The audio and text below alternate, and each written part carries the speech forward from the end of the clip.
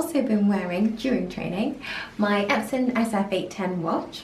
So I've been giving it a go for the last fortnight or so I just wanted to talk in this video about my initial thoughts.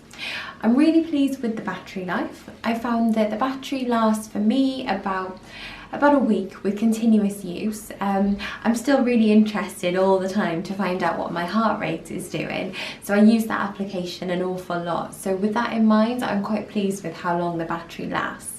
And with that said, I also find that there's a really easy shortcut to get to the heart rate monitor, and it fires up within a couple of seconds.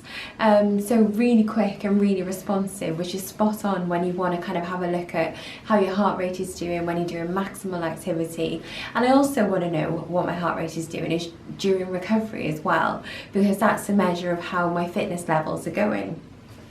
So I'm also going to be giving the watch a go at the British University Championships, where I'll be racing this weekend. I'm going to be doing an awful lot of racing, where I'm going to be doing the 200 metres and the 4x200 metre relays for my university team up in the English Institute of Sport in Sheffield. So not only am I going to be looking at my heart rate, I'm also going to be looking at a lot of timings, because you've got final call, warm-up times, and then I'm also going to be kind of timing my cool down and that kind of thing. So I'm going to be using the stopwatch a little bit more too in the future.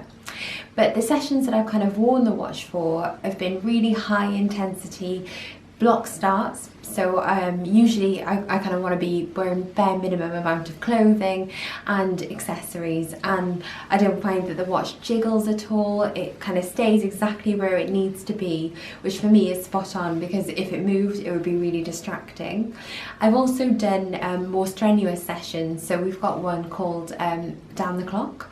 So that'll be sprints from say 200 metres and kind of going back down to 100 metres in 10 metre increments, and I've been timing the recoveries on that in really cold conditions at the outdoor track too, and the watch has behaved really well.